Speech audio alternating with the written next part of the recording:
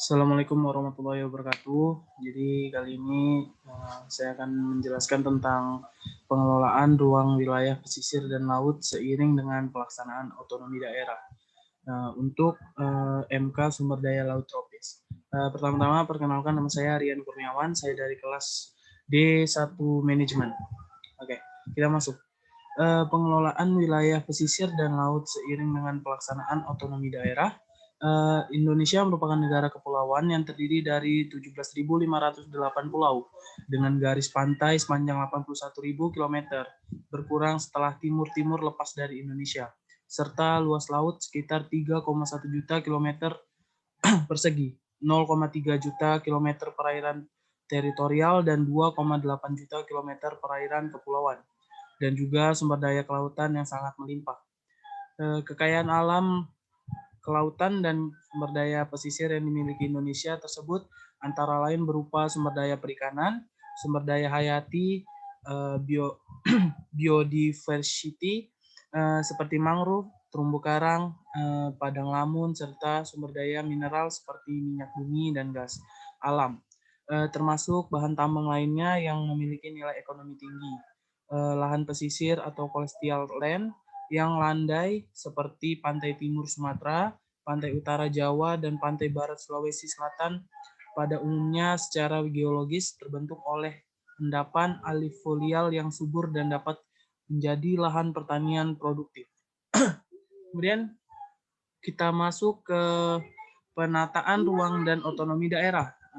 Penataan ruang juga menterpadukan secara spatial fungsi-fungsi kegiatan pemanfaatan ruang, baik antara sektor maupun antara wilayah administrasi pemerintahan agar bersinergi positif dan tidak saling mengganggu. Perihal penataan ruang wilayah negara diatur di Undang-Undang Nomor 24 Tahun 1992 tentang penataan ruang. Di dalam penjelasan tersebut bahwa wilayah negara Indonesia adalah seluruh wilayah negara meliputi daratan, lautan, wilayah negara melalui dan udara berdasarkan peraturan perundang-undangan yang berlaku, termasuk laut dan landasan kontinen di sekitarnya.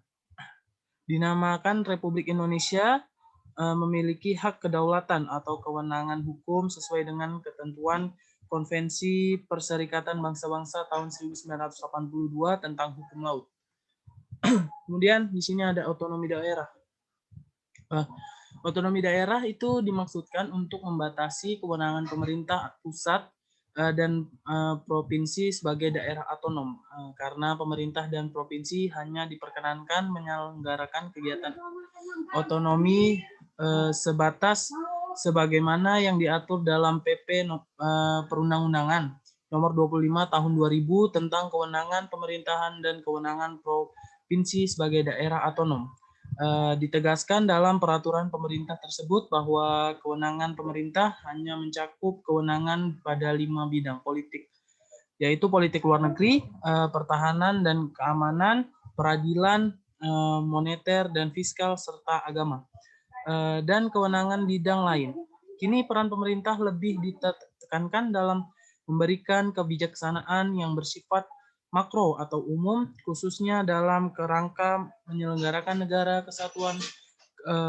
Kewenangan pemerintah pada bidang lain antara lain adalah dalam hal kebijakan tentang perencanaan nasional dan pengandalian pembangunan nasional secara makro, pendayagunaan sumber daya alam serta teknologi tinggi yang strategis, konservasi dan standarisasi nasional.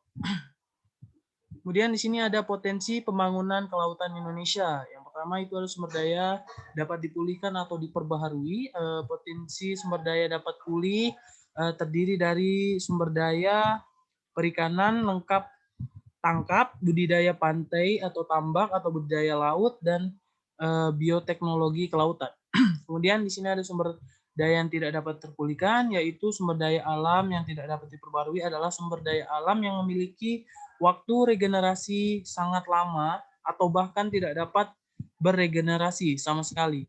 Oleh karena itu, ketika habis dipakai, sumber daya alam ini tidak dapat digunakan lagi dalam waktu yang lama. Yang ketiga itu adalah energi kelautan.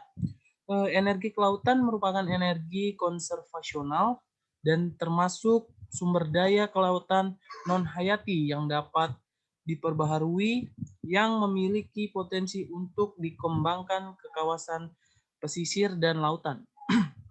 Kemudian yang keempat itu adalah jasa kelautan. Pemanfaatan sumber daya kelautan secara keberlanjutan juga dapat dilakukan terhadap jasa-jasa lingkungan, terutama untuk mengembangkan pariwisata dan pelayaran. Dewasa ini pariwisata berbasis kelautan atau wisata bahari telah menjadi salah satu produk pariwisata yang menarik. Kemudian di sini kita lanjut ke permasalahan yang dihadapi wilayah pesisir. Yang pertama itu pesisir kerusakan fisik atau kerusakan fisik habitat ekosistem wilayah pesisir. Di Indonesia umumnya terjadi pada ekosistem mangrove, terumbu karang, dan rumput laut. Terumbu karang di Indonesia yang masih berada dalam kondisi sangat baik hanya sekitar 6,20%. Kondisi rusaknya mencapai 41,78%, kondisi sedang 28,30%, dan kondisi baiknya hanya 23,72%, atau Mose et al. 1996. Kemudian dilanjutkan dengan over eksploitasi sumber daya hayati laut. Meskipun secara agregat nasional sumber daya perikanan laut baru dimanfaatkan sekitar 58,5%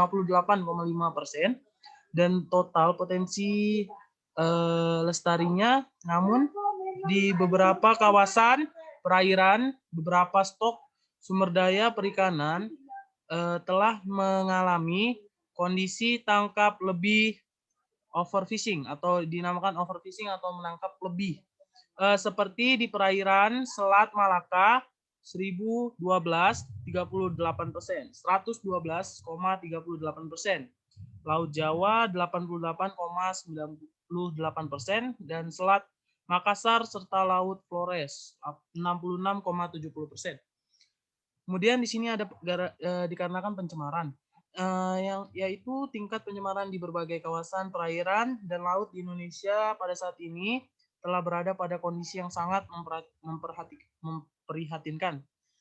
Kawasan yang termasuk dalam kategori dengan tingkat pencemaran tinggi adalah Provinsi Jawa Barat, Jawa Timur, DKI Jakarta, Jawa Tengah, Sumatera Utara, Sumatera Selatan, Kalimantan Timur, Riau, Lampung, dan Sulawesi Selatan. Kemudian ini ada konflik pemanfaatan ruang. Ini ketidakterpaduannya berbagai kegiatan pemanfaatan ruang di wilayah pesisir dan pemanfaatan sumber daya wilayah pesisir telah memicu konflik kepentingan sektor swasta dan masyarakat. Penyebab utamanya dikarenakan selama ini belum adanya aturan yang jelas, baik dari segi hukum maupun subsidi mengenai penataan ruang wilayah pesisir dan lautan. Kegiatan yang tidak terpadu itu selalu kurang bersinergi, juga sering saling mengganggu dan merugikan antar kepentingan.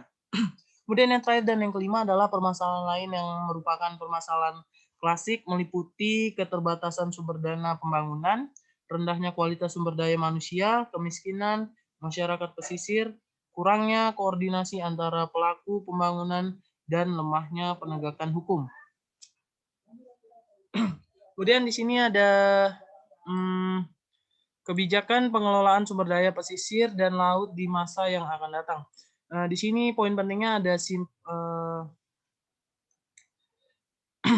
ada kebijakan itu di dalam kerangka mewujudkan good government atau akuntabilitas, transparansi atau demokrasi, dan lain-lain. Yang kedua itu ada visi pembangunan sumber daya pesisir dan laut.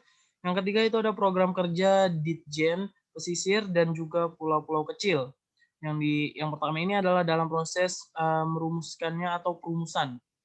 Disusun sedemikian rupa sehingga kepentingan pihak yang terkait dapat terakomodasi secara adil dan proporsional. Kemudian selanjutnya di sini ada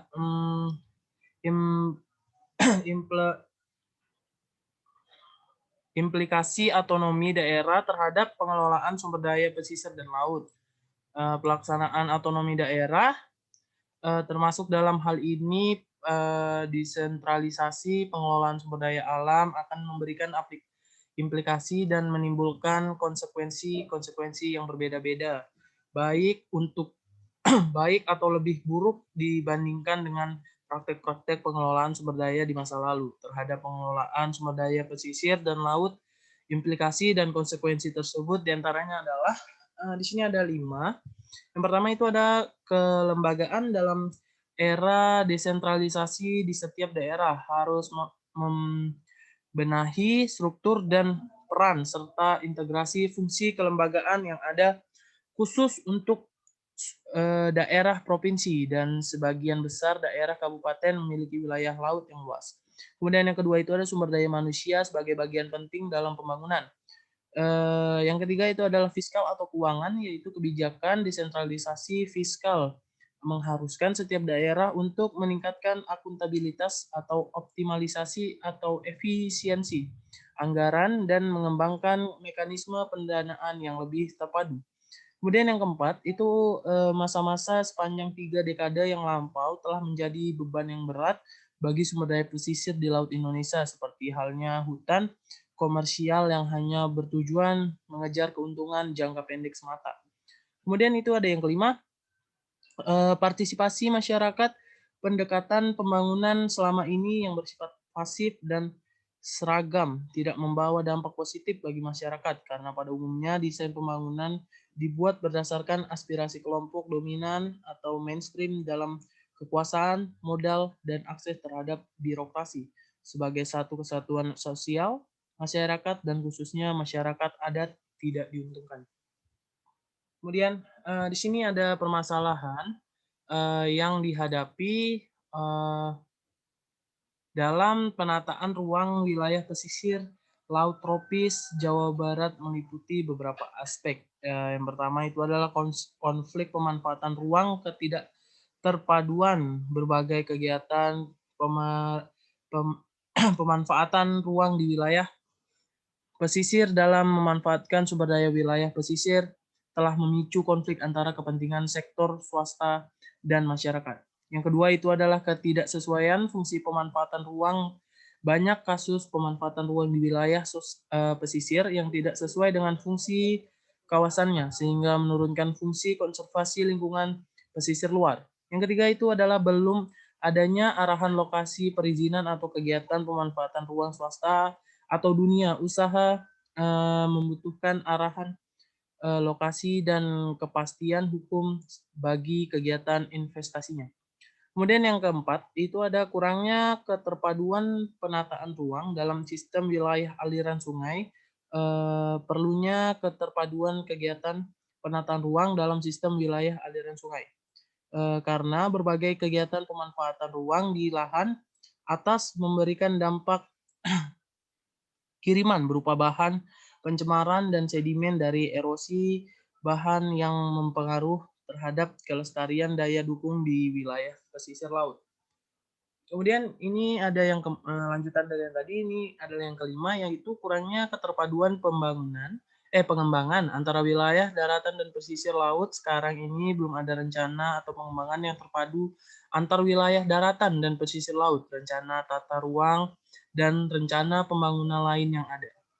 Kemudian yang terakhir itu adalah ketimpangan pembangunan antara wilayah utara dan selatan. Ketimpangan pembangunan ini telah mengakibatkan terkonsentrasinya bagian pemukiman dan budidaya di wilayah pesisir bagian utara dan meliputi daya dukungnya. Sekian yang dapat saya sampaikan untuk materi kali ini. Lebih dan kurangnya saya mohon maaf. Wassalamualaikum warahmatullahi wabarakatuh.